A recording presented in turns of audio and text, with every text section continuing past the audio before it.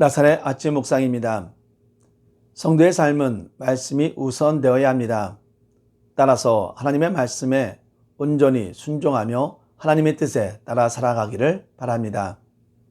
성도이면서 하나님의 뜻에 순종이 아닌 불순종의 삶을 살게 된다면 어떻게 되겠습니까?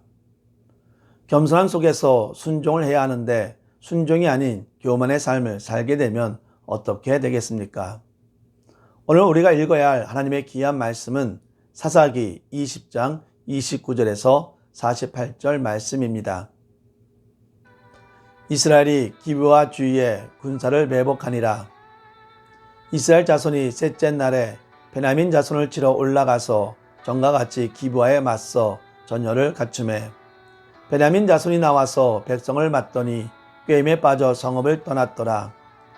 그들의 큰 길 곧 한쪽은 베델로 올라가는 길이요 한쪽은 기브아에 들러가는 길에서 백성을 쳐서 전과 같이 이스라엘 사람 30명가량을 죽이기 시작하며 베냐민 자손이 스스로 이르기를 이들이 전과 같이 우리 앞에서 패한다 하나 이스라엘 자손은 이르기를 우리가 도망하여 그들을 성읍에서 큰 길로 깨어내자 하고 이스라엘 사람이 모두 그들의 저수에서 일어나서 바다만에서 전열을 갖추었고 이스라엘의 복병은 그 장소 곧 기브아 초장에서 쏟아져 나왔더라. 이스라엘 사람 중에서 택한 사람 10,000명이 기브아에 이르러 치매 싸움이 치열하나 베냐민 사람은 화가 자기에게 미친 줄을 알지 못하였더라. 여호와께서 이스라엘 앞에서 베냐민을 치심해 당일에 이스라엘 자손이 베냐민 사람 25,000명을 죽였으니 다 칼을 빼는 자였더라. 이에 베냐민 자손이 자기가 패한 것을 깨달았으니 이는 이스라엘 사람이 기브아에 매복한 군사를 믿고 잠깐 베냐민 사람 앞을 피하매 복병이 급히 나와 기브아로 돌격하고 나아가며 칼날로 온 성읍을 쳤음이더라. 처음에 이스라엘 사람과 복병 사이에 약속하기를 성읍에서 큰 연기가 치솟는 것으로 군호를 삼자 하고 이스라엘 사람은 싸우다가 물러가고 베냐민 사람은 이스라엘 사람 30명가량을 쳐 죽이기를 시작하며 이르기를 이들이 틀림없이 처음 싸움같이 우리에게 패한다 하다가 연기 구름이 기둥같이 성읍 가운데서 치솟을 때에 베냐민 사람이 뒤를 돌아보매 온 성읍의 연기가 하늘에 닿았고 이스라엘 사람들은 돌아서는지라 베냐민 사람들이 화가 자기들에게 미친 것을 보고 심히 놀라 이스라엘 사람 앞에서 몸을 돌려 광야길로 향하였으나 군사가 급히 추격하며 각 성읍에서 나온 자를 그 가운데서 진멸하니라. 그들이 베냐민 사람을 에워싸고 기브아 앞 동쪽까지 추격하며 그 쉬는 곳에서 짓밟으며 베냐민 중에서 엎드러진 자가 18,000명이 다 용사더라. 그들이 몸을 돌려 광야로 도망하였으나 림몬 바위에 이르는 큰 길에서 이스라엘이 또 5,000명을 이삭 줍듯 하고 또 급히 그 뒤를 따라 기돔에 이르러 또 2,000명을 죽였으니 이날에 베냐민 사람으로서 칼을 빼는 자가 엎드러진 것이 모두 25,000명이니 다 용사였더라. 베냐민 사람 600명이 돌이켜 광야로 도망하여 림몬 바위에 이르러 거기에서 넉 달 동안을 지냈더라. 이스라엘 사람이 베냐민 자손에게로 돌아와서 온 성읍과 가축과 만나는 자를 다 칼날로 치고 닥치는 성읍은 모두 다 불살랐더라. 아멘. 두 번이나 베냐민 지파에게 패배한 이스라엘 연합군은 세 번째 전투에서 유인과 매복 작전을 사용합니다. 일부를 매복시켜두고 전투에서 패하여 도망하는 것처럼 연기하여 대적이 성문을 열고 나와 도망하는 아군을 추격하게 유인합니다.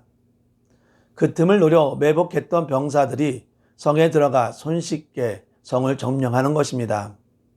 하나님은 이스라엘이 이 작전으로 베냐민 지파를 크게 이기게 하셨습니다. 아무리 작전이 좋아도 상대방이 속지 않으면 실패할 수밖에 없습니다. 베냐민 지파는 두 번에 걸친 승리에 자만하여 이번에도 자신들이 승리하고 있다고 확신하고 이스라엘 연합군의 유인 작전에 말려들었습니다. 그들이 두 번의 승리에 도취되지 않고 신중하게 대처하여 성문을 열지 않았다면 이스라엘은 그렇게 쉽게 승리를 거둘 수 없었을 것입니다. 여기서도 교만은 패망의 선봉이라는 말씀이 떠오릅니다. 성도는 어떤 상황에서도 스스로 자만에 빠져 실족하는 일이 없어야 합니다. 교만은 패배를 자초하는 요인입니다. 이스라엘은 베냐민과 전투하기 전에 하나님께 물었습니다. 하나님은 첫 번째 전투를 앞두고는 유다가 먼저 갈지니라고 말씀하셨습니다. 두 번째 전투를 앞두고는 올라가서 치라고 응답하셨습니다.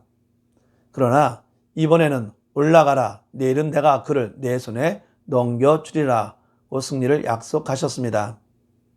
이는 베냐민 지파와 싸워 거둔 이스라엘의 승리가 작전에 의한 것 이전에 하나님이 이미 결정하신 결과임을 알 수 있습니다. 또한 본문은 이 전투의 의미를 여호와께서 이스라엘 앞에서 베냐민을 치심해 라고 규정하므로 하나님의 계획과 섭리대로 이스라엘이 베냐민 지파를 이겼음을 전합니다. 베냐민 지파는 모든 역사의 주관자이신 하나님의 공의 앞에서 겸비해야 했습니다. 만일 그랬더라면 하나님을 상대로 싸우지 않고 죄를 회개함으로써 하나님의 심판을 피할 수 있었습니다. 그러므로 성도는 어떤 상황에서도 오직 하나님의 말씀을 따라 행함으로써 하나님의 편에 서야 합니다. 베냐민의 남은 자 600명은 림몬의 바위로 향했고 거기서 4개월 동안 숨어서 거주했습니다.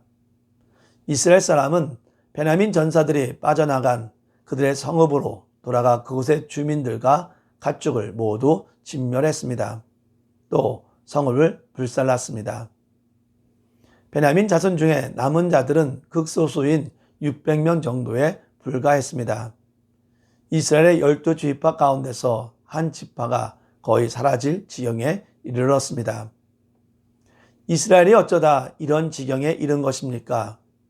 외적으로는 베냐민 지파가 기브와 불량자들의 범죄를 처벌하고 악을 제거하려는 이스라엘의 백성에 대항하여 전쟁을 벌였기 때문입니다. 하지만 더 큰 이유가 있습니다.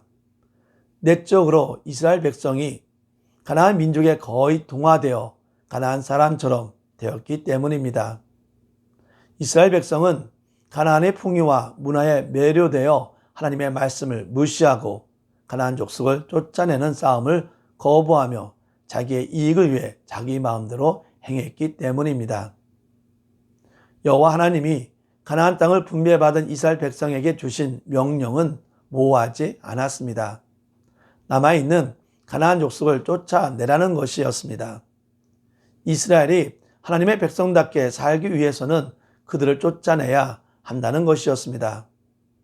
이스라엘이 약속의 땅에서 가나안 족속을 살려둘 경우 그들은 동화되어 그들의 신을 섬기게 될 것임을 알고 계셨기 때문입니다.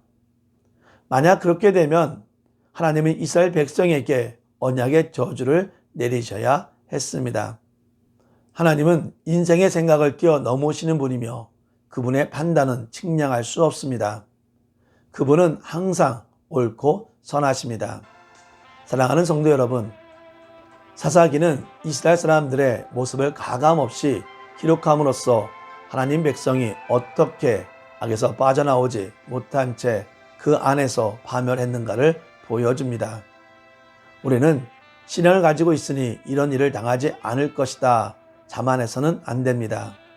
우리도 하나님의 뜻이 아닌 우리 마음대로 행한다면 같은 오류를 범할 수 있습니다. 따라서 우리는 겸손의 모습을 가지고 내 마음이 아닌 하나님의 뜻에 온전히 순종하며 하루하루를 살아가야 합니다. 기도합시다.